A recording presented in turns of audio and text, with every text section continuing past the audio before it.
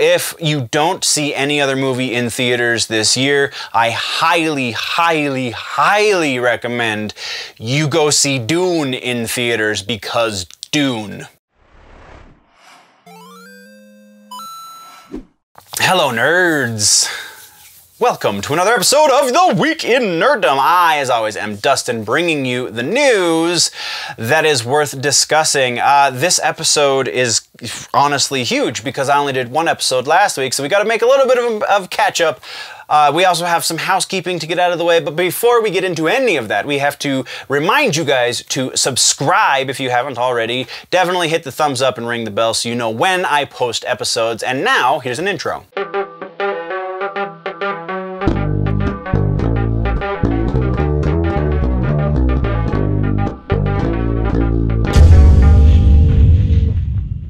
Okay, nerds, a little bit of housekeeping before we jump in. Trying some new gear out for this episode, so if things sound a little off, it's because I couldn't find my backup audio system. Again, still kind of in the middle of moving, so I apologize if this is less than the usual quality, but it will be fixed by the next episode. Aside from that, I think that's everything. We will have some more reviews over on the Big Show outlet, so definitely check out Big Show Entertainment Network. If you are listening on just the audio, shout outs to the Nerdy Legion, all of the podcasts and such on there. It's a great community that I have found my way into, so I appreciate you guys. Hopefully that will become a little bit more as Comic-Con season descends upon us, which we talked about in the previous episode. Anyway, all of that being said, I had a wonderful weekend. It was a family reunion. Thank you for asking.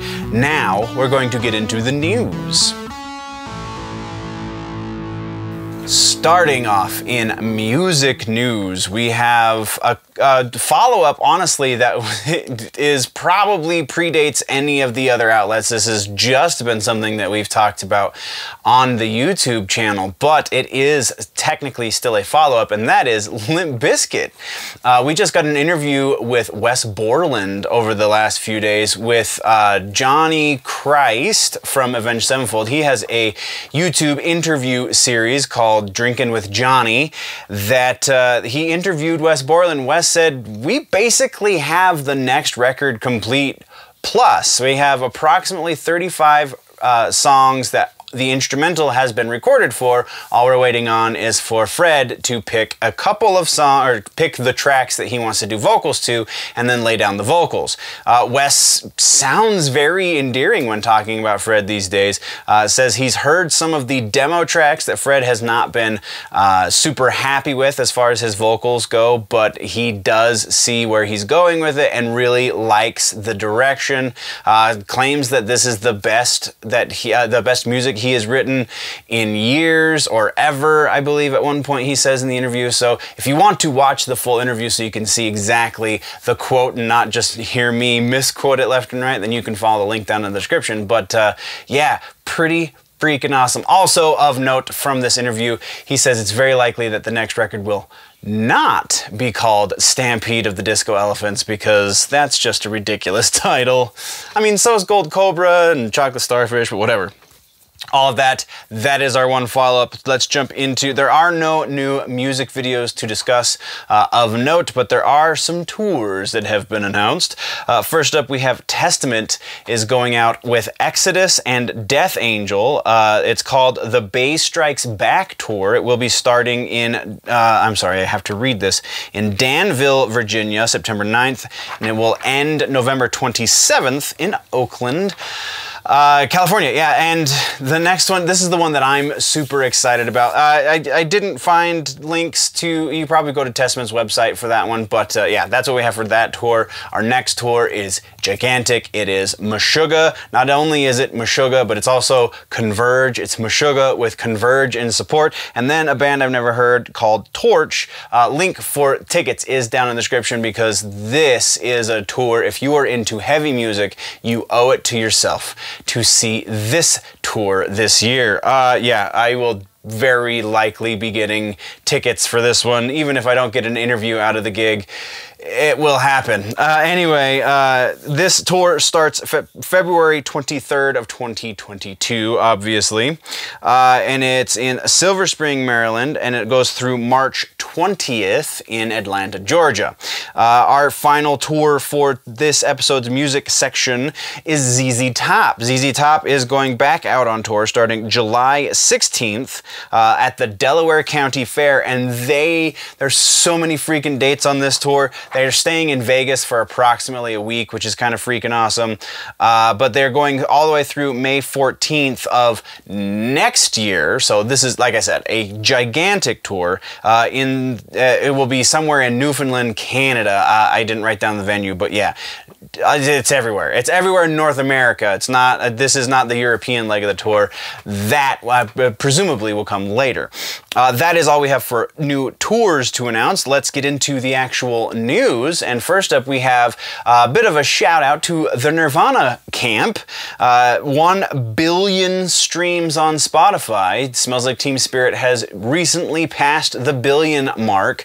So now they are on the billion streams playlist. It seems crazy to me that this song took so much longer to pass a billion than the Linkin Park song that we talked about a couple of weeks, months ago.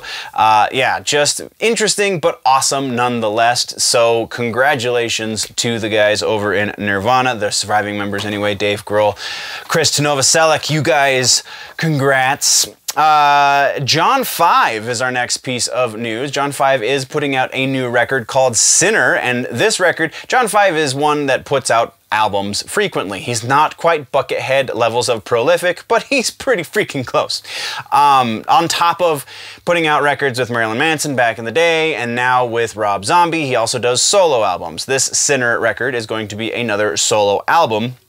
This album, the reason we're talking about it, again, because he does this a lot, is because he has a very special guest drummer, rather, on one of the tracks. The name of the track is Georgia on My Mind, presumably not a cover of the Georgia State song, but the guest drummer for this song is going to be none other than Peter Criss from the original Kiss lineup.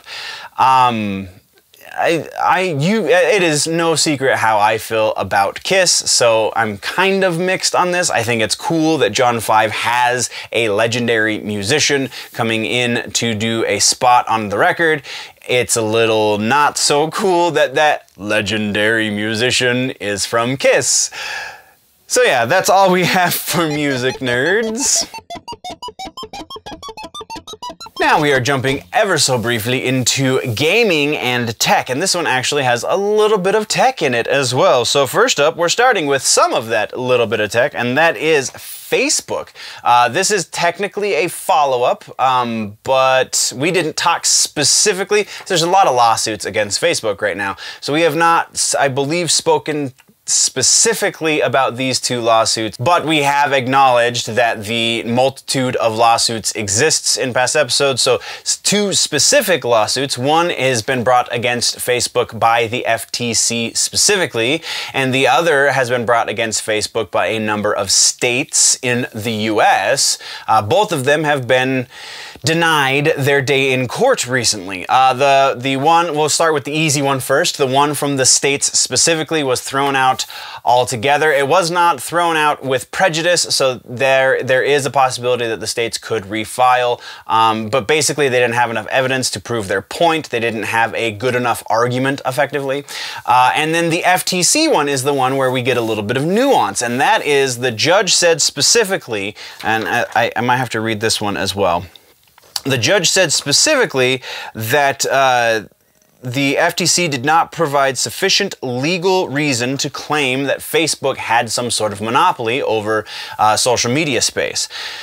But he did say that they do have 30 days to refile, acknowledging in the same breath, though, that it is likely going to be an uphill battle for the FTC to be fighting against the ever so mighty Facebook. But it is a battle that is conceivably a winning battle, so uphill or not, it will continue. And this is only two of many, many many lawsuits against Facebook. That's all we've got on that one. So let's move into Venmo. Again, more tech. Venmo has just announced plans that as of July 20th, they will be allowing anyone with an account. You will not need specifically a business account in order to do transactions. In order to, sell services and goods and things from your Venmo, you used to have, up until July 20th, you needed two different accounts. You need a personal account and a business account, because you can't do business on your personal account, and presumably you can't also do personal things on your business account. Well, now they're kind of blurring those lines. Your personal account, if you do business transactions on it, will be subject to the exact same fees that your business account is subject to when you do business on there. So 1.9% of the transaction plus 10 cents, I think it's 10 cents, I don't remember exactly the breakdown, but it's 10 cents somewhere, it goes to Venmo, and then you get the remainder. So obviously you get the 97% that remains, but still, that's not a huge number. I feel like this is going to be a giant thing, a giant win for specifically Comic-Con season, because all of those artists and all of those small-time vendors that make their living on Comic-Con, now they only need one Venmo account to juggle. They don't need to be worrying about, am I logged into the right account? As long as they mark it as a business transaction, it's good. So that's pretty freaking awesome. We're moving right along though. Next we are getting into video games now. We're talking about Sony. Specifically, we're talking about the fact that Sony has purchased, I apologize, has purchased Housemarque Studios. This is the 13th video game studio that Sony has purchased over the last few years. The last one that they purchased was Insomniac Games, who just put out their most recent Ratchet and Clank game. Housemarque Studios is the studio that brought us Returnal just very recently, amongst a few other things in the recent years. Returnal got pretty mixed reviews. I honestly haven't played it or watched any Let's Plays of it because it wasn't really huge on my radar. I really like the concept of it, but the actual execution, I have definitely heard some not so great things, so it kind of started falling down further and further on my radar, but it is still something I am passively interested in. If you have played Returnal and you are a Sony fanboy, then let's talk about whether or not this was a good purchase done by the boys over at Sony in the comment section down below. And then our final piece for gaming and tech is a legit game. Contra Returns is finally coming stateside. It was released in 2017 in China and has remained an overseas property since then. Now it is getting a much wider release. This is obviously the mobile Contra game that came out in 2017 for Chinese audiences, is now coming to the US and a number of other countries. So if you've been waiting for a Contra game that you can carry in your pocket legally, then now is the time to do it. That's pretty freaking cool, but that is all we have for gaming and tech. Comics and books. So we do have one piece, but this is kind of sort of music as well. So I take it with it what it is, I guess. We have the announcement from the band Ice Nine Kills that they are releasing a comic book that correlates with their most recent record, The Silver Scream. So it actually sounds like it's going to be a continuation of the story from the music videos for that album, because each song from that album got its own music video, and if you watch them all in a row, then they tell an overarching story in and of themselves, and then it sounds like this comic book is going to be the aftermath, effectively, of that story. Sounds pretty interesting. I feel like these guys are taking what bands like Kiss did in the back in the day, or ICP still, I think, kind of does, and doing all of this marketing stuff, but they're also correlating it in together. A little more along the lines of Coheed and Cambria, but much more meta, whereas Coheed and Cambria was legit legitimately writing a science fiction story that was being told through the records and through the comic books. This is a meta story about Ice Nine Kills as a fictional band, and yeah, just really, really interesting. I really appreciate what these guys are doing. We will be keeping tabs on this as we get closer to launch, but that is all we have for comics and books. Okay. TV streaming. This started out as the smallest section for the episode, and then this morning the news kind of exploded with some stuff. And then also I found some things that probably should have been in the previous episode, but we're going to get to all of that. First and foremost, we're talking about a couple of follow-ups. First is the Good Omens just announced this morning that there is going to be a season 2, which is really weird because it was supposed to be a singular standalone season, but that just shows you how awesome that season was, because the fan outcry for more was so loud. Amazon went, if we can, you know, make the contact and do the things with the Neil Gaimans and the stuff and the hey, then we will absolutely do it. And they totally did. And we have David Tennant and Michael Sheen are both coming back to play their lead roles for the show. That is the only things we know as far as actors go that are returning. Because of the nature of the show, I wouldn't be surprised if we just got a different slew of top name actors for this new season, but we will definitely be keeping tabs as this moves forward. Our other follow-up for this episode, for a hot second in my head, was a movie follow-up, and then I looked a little bit deeper because I can do that. It's Foundation. Foundation over on Apple TV Plus just dropped a new trailer. I know this should technically go in the trailers portion of this section, but wow, I kind of forgot this was happening, because who has Apple TV Plus? I mean, besides people who just bought a new Apple device, and I really don't know any of them. So yeah, pretty freaking awesome. I'm gonna have to find a way to watch this, because I really don't think I'm gonna purchase a streaming service just for one show, unless this one show is so amazing I feel like they deserve my money, and I'm kind of poor, so that's gonna be a really high hurdle. Anyway, that is what we have for follow-ups. Definitely go check out that Foundation trailer. It's pretty freaking awesome. Definitely taking some liberties, but I'm gonna stop nerding out. We're gonna keep moving. We are now rolling into the trailers section, and the only real trailer of note besides that Foundation trailer is Loki. Loki just dropped a mid-season trailer, and yeah, it's more of the same, which isn't bad. I'm not saying that this Loki series is bad by any stretch, or is predictable even, but it's not like, I just don't understand the point of a mid-season trailer when you haven't taken a break. Like, Walking Dead does mid-season trailers, but that's because they take 2 months off in the middle of the season. So they're like, hey, we're coming back, and here's a little taste of what's going to happen in the second half of this season. Whereas Loki hasn't taken a week off yet, so why do we need a whatever.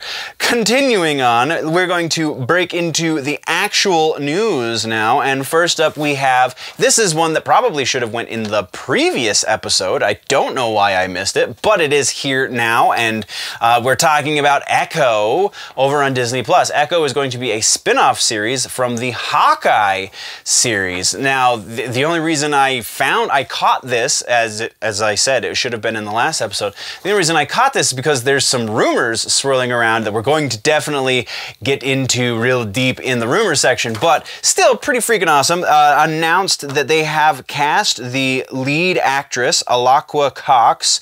She will be playing Echo in the Hawkeye series, so obviously she will also be coming to this series as the titular character. So therein lies everything we know. We're going to move on. Our next piece of news, Smallville is coming back. We are getting more Smallville, but it's not exactly what you think. First off, we don't know exactly where it's going. All we know is Tom Welling said that the animated series that we talked about in the rumors section previously is in fact happening. He and David Rosenbaum, I can't think of his first name. I think it's David. Anyway, continuing. They are definitely working on an animated series because they both are in the producer realm of things and director realm of things these days, so they have the power to make this happen. They also said that they're going to be trying to bring in as many of the original cast members from the live action series as possible. So crossing fingers that they get everybody, because I'm pretty sure everyone is still alive that was associated.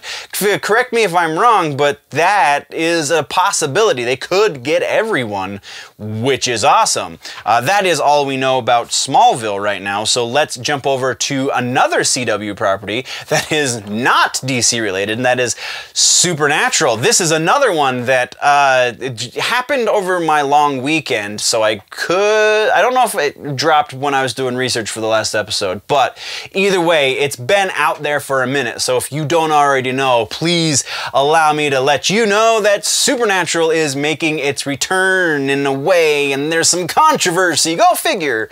So, Supernatural spin-off prequel series. This will be the first time if it actually gets greenlit, because no word as of yet whether or not it's going to be greenlit past a pilot episode, but it is going to be called The Winchesters, and it's going to be following John and Mary Winchester, who, if you don't already know, are the mother and father, not respectively, of Sam and Dean Winchester. Of note here, Jensen Ackles, who played Dean Winchester, and his wife Janelle Ackles are set to produce. Also, Jensen is going to be the narrator for the series. It's going to be told from the point of view of Dean, which is very interesting. The bit of controversy that I mentioned a moment ago has to do with the fact that, well, John Winchester was not a hunter until after the death of Mary. Matter of fact, according to the original mythology, John Winchester had no idea what a hunter even was until after the death of Mary. So, very interesting, and it's not like... so part of me when I saw this, I was like, oh, well, maybe they're gonna show the relationship between John and Mary and then show Mary as a hunter and John's going to be oblivious. But if you read the synopsis that has been released from the CW or from Jensen directly, it's one of the two, it says that it's going to follow their exploits as hunters together, which is a gigantic retcon and kind of changes a lot of dynamics of that first season of the original series. So, who knows how they're going to fix it, if they're going to fix it, if they're just going to lean into the fact that it's kind of a retcon. Remains to be seen. That is, though, all we know. Oh, no, there is a little bit more. Hold on. Where's the guy? Robbie Thompson is going to be a producer on the project as well as a writer. Robbie Thompson is notable because he is one of the lead writers for the original series in the final years. I believe he started out as just a regular-ass staff writer and then moved up, but I could be wrong. Don't quote me on that. But either way, he was a lead writer in those last few seasons at the very least, and he is going to be a lead writer in the new series as well. So already getting a little bit of a blessing. Well, a bit of a blessing because it's created by one of the originals. So definitely be keeping tabs on this one. We're not going to talk about the Jensen and Jared kind of little spat that they had on Twitter, where Jared, who played Sam, got a little bit grumpy about it because he didn't know about it. It's silly. We're moving on. Our final piece of TV streaming has to do with Galaxy Quest. Now, I almost put this in rumors because we've heard this before. A whole different creative crew was attached to it, but we've definitely heard this before. But this one is coming directly from a legitimate, like, actual newspaper. The Times did an interview with Georgia Pritchett, who has teamed up with none other than Simon Pegg to write a pilot for a Galaxy Quest. I know, I totally buried the lead. Galaxy Quest TV series. Galaxy Quest TV series. So that's all that it is right now. It is the two of them coming together to write a script. Hopefully it will become something more. No word as to who's going to pick it up. If it's going direct to streaming, very likely I feel like that's going to be a thing. I don't know. There's a lot there. We will unpack it as more news comes down the pike. But that is all we have for TV streaming. And now, let's talk about movies! So, we have a bunch of follow-ups, we have some new trailers that dropped. We only have one actual piece of new movie news, but it's still a really big section, so let's just jump right in. First up, we're talking about follow-ups. We have a follow-up on the Transformers Rise of the Beasts. Remember, they announced the subtitle a couple of weeks ago, and now we have a casting announcement in Ron Perlman. Ron Perlman is going to be joining the voice cast as Optimus Primal. If you remember from the cartoons, Optimus Prime and Optimus Primal, two different characters, even though they have almost the same name. Richard Cullen? Yes, Richard Cullen will be, Peter Cullen, I apologize. Peter Cullen will be making his return as the voice of Optimus Prime. So we will get the actual, that means we're going to be seeing some sort of interaction between Prime and Primal, and that's kind of awesome.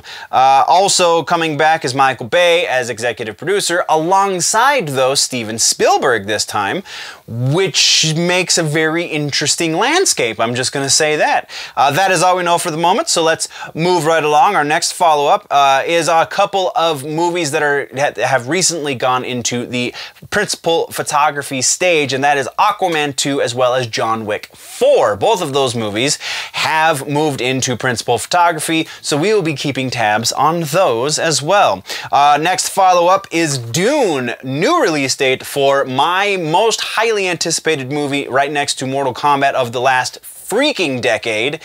Dune will now be released on October 22nd.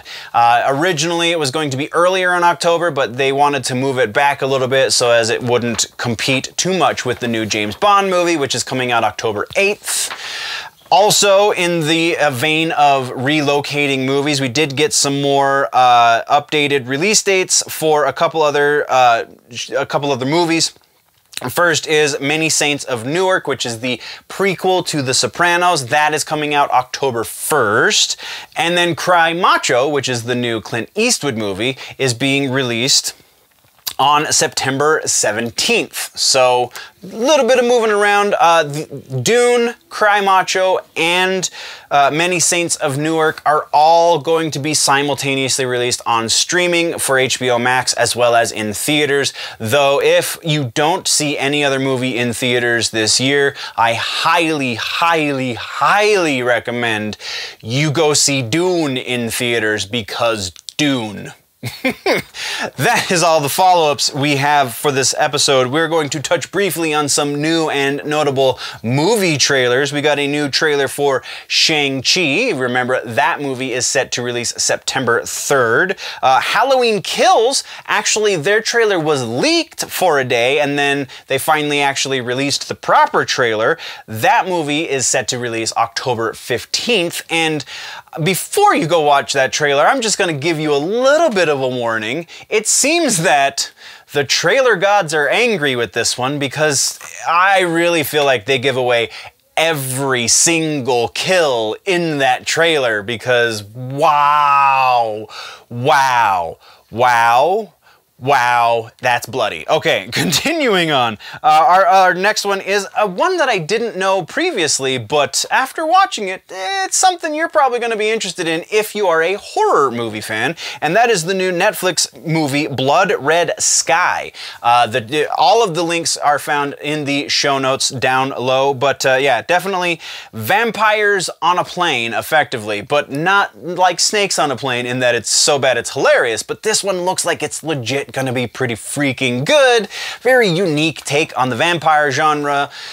The release date for this one is July 23rd, so I think this is the only trailer we're going to be getting here, but it's worth a watch either way. And then our final new trailer is the Fear Street trailer.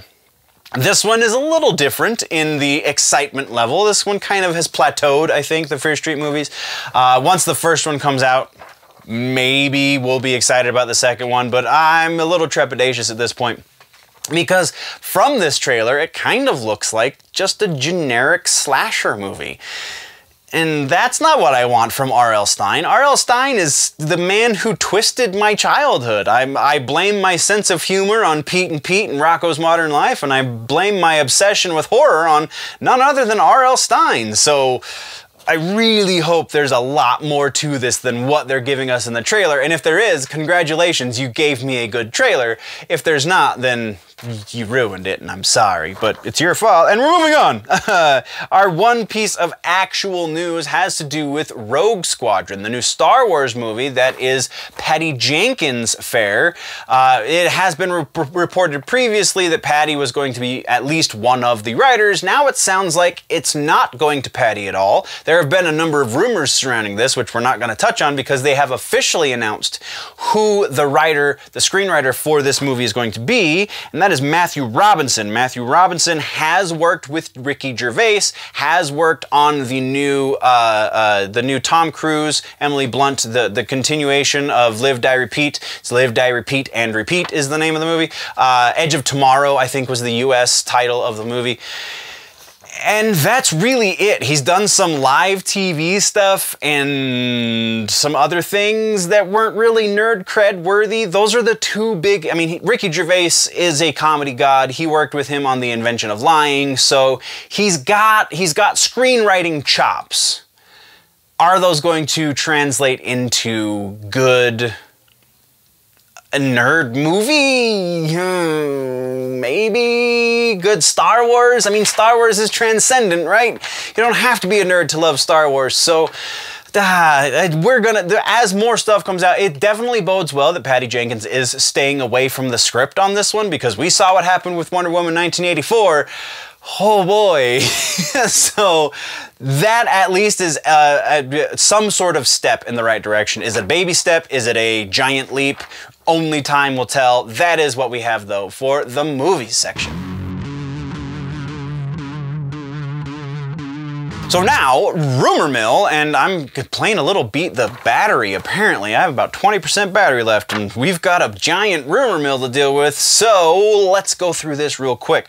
Hawkeye, remember we talked about that Echo series just a moment ago in the TV streaming section. Well, Hawkeye has a number of things going on aside from the Echo spinoff, though one of those things does deal with the Echo spinoff. So let's just start at the start and then take it away.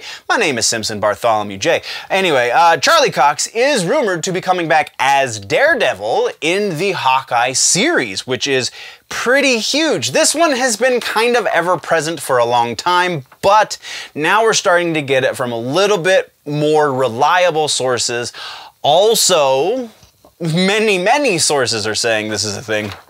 I still feel like none of the sources are big enough for us to go above 50%, but Hawkeye bringing us Daredevil, I feel like that's pretty strong. This rumor then continues on to say that Daredevil is going to not only be in Hawkeye, but he's going to be a prominent role in the Echo series, which makes sense because Echo is generally more associated with Hawkeye, or with Daredevil than with Hawkeye. So that makes a lot of sense. Kingpin factors into this, depending on which version of the rumor you're reading, but it's all kind of one and the same.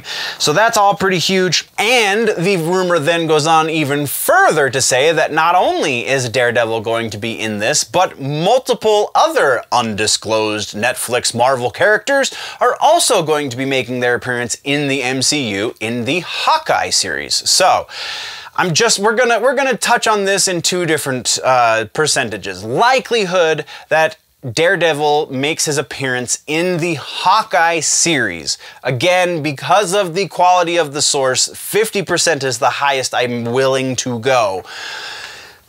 And that's as high as we're going. I don't want to bury that lead too far. But as far as Daredevil playing a major role in the Echo series, there's a number of things here at play. First off, this is rumor based on rumor, so we can't go above 50%. But this is also assuming that Feige wants to really roll the dice and have Daredevil be a secondary character in two separate series, when he was probably the most popular Netflix Marvel character of the lot of them. I know John Barenthal's Punisher was also huge, but Daredevil's the one that got the 3 seasons. Let's just say that. All right, so likelihood for that one, ooh, I don't feel comfortable going over 30%. That doesn't seem to hold as much water as the possibility of us being introduced to Daredevil in the Hawkeye series. So, moving right along, we have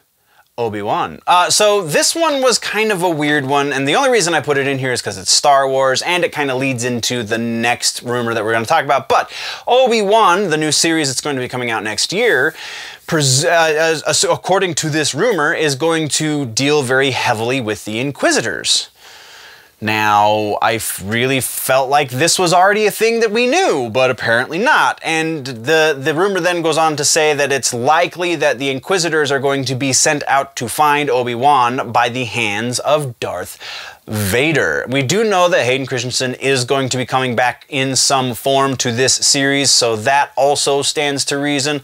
So I'm going to put a pretty high percentage on this one because I thought this was already knowledge that everybody had. We're going to go about 80% likelihood that the Inquisitors are going to factor pretty heavily into the storyline of the Obi-Wan series. That, again, leading us into our next rumor has to do with the Darth Vader series. Darth Vader is now also reportedly, is getting another rumor that's reporting that he's going to be getting his very own series after the Obi-Wan series. To what end, the rumor does not specify, which kind of works in its favor, because if you had that kind of information, I'd be able to shoot you down outright, because that information would not have been developed just yet, because nobody knows how well the Obi-Wan series is going to be doing. So, Vader getting his own series, really the basis of this rumor has to do just with the fact that Hayden Christensen is returning, and they wouldn't spend all that money to bring him back if they weren't also going to give him a series. I feel like that's pretty weak basis for a rumor. All of that being said, the likelihood that any of this is true, honestly, we're looking at about 40%, and I feel like that's pretty generous, so I wouldn't put a whole lot of weight on that. Our next rumor has to do with The Witcher, and this one has to do specifically with Henry Cavill's contract. Now, this is a very interesting one because just because he's contracted to do a thing doesn't mean that the thing's necessarily going to happen. If the series gets canceled before this happens, then it gets canceled and it can't go any further. But according to Henry Cavill's contract, according to this rumor, there are going to be 5 more seasons of The Witcher. Well, Henry Cavill is signed on to do 5 more seasons of The Witcher. It could very well get canceled after season 2, and then, you know, Henry Cavill's out of his contract because it's been canceled. Likelihood that he's signed on for that many? I'd say that's pretty high. We're going to put that at about 70%. Likelihood that we're going to get any more beyond season 2? Also fairly high. Not quite as high, just because the nature of Netflix and how fickle they can be. If they even slightly underperform, it seems like they're going to get canceled. So we'll put that one at about 60%. They're going to go beyond season 2, this prematurely anyway. It's a pretty solid series, so I can't imagine they won't go to a season 3 and potentially a season, what would that make it, 6? I would be surprised if we get past season 5, but I bet we'll make it to season 5. Anyway, continuing on, Punisher. We have, again, John Barenthal making his way back. Punisher is going to be the first of the MCU series to find its way onto Hulu, because it is going to be the first MCU-related series that is a quote-unquote R-rated series. R-rated meaning, you know, cursing and violence and blood and such. So, this one just won't die. This is one of those rumors that just won't go away. And I feel like with fairly good reason, but it's all of that reason is based on conjecture and fan hopes and not anything that Feige has said. Matter of fact, it goes against what Feige has said. So, likelihood that they're going to do this specifically, right now, I really can't put that any higher than, say, well, I'm going to say 40%, and again, I feel like that's a little high. Just because Feige is Feige and wants total control over everything that has that MCU association, and that would not be the case if this happened. So, there we are with that one. Mass Effect is our next rumor, and this time it is a switch from the last rumor that we heard for Mass Effect. Previously, remember, we heard that there was going to be a live-action series for Mass Effect. Now, the rumor says that there's going to be an animated series for Mass Effect. It doesn't really go on to any more detail than that, but it does still kind of coincide with other things we've heard as far as Mass Effect getting a series. The solid part of that rumor was a series, not necessarily live action, especially with the casting of Henry Cavill. It seems that that lends itself a little better to an animated version. So animated Mass Effect series, put that one up. That's got to be a little bit higher than halfway there. We're going to say about 60% likelihood for that one. Also possible that this is where Henry Cavill's Mass Effect script came from. So there is that, because that makes a lot more sense. If he has a Mass Effect script now, he's going to be recording it, and then they're going to do all the lip syncing, because the animation process takes so much longer. It just makes a little bit more sense, doesn't it? Anyway, continuing on, we're talking our final rumor, and it is A Quiet Place 3. This one was kind of inevitable, considering what A Quiet Place 2 did, what A Quiet Place 1 did, so on and so forth. All of that, yeah, sure. Quiet Place 3 getting greenlit to go into early stages of production. Yeah, I believe that. I totally believe that. We're going to put that at about 85%, just because it is a little bit early after the release of the last movie. But again, it's done so well. It did, the last two movies have done phenomenally. So John Krasinski, what's next, baby? But that is all of the rumors. And that's the end of the episode, guys. What did I miss? What should we talk about in the next one? Let me know in the comments down below. If, though, you want to go deeper into the conversation, jump over to the website, generallynerdy.net. Patreon.com/generallynerdy is the place to go support the channel more directly and get more behind the paywall and things and the extra content and the writings and the stuff and the hey. Thank you very much, nerds. If you are falling behind in your nerd news and you want to catch up, then you can click or tap one of the two boxes that are right next to my face right about now. See other things that are going on here on the channel. Stay tuned for all of my Comic-Con coverage, and we will see you in the next one. Before I go, always remember that if it's generally nerdy, it's probably here.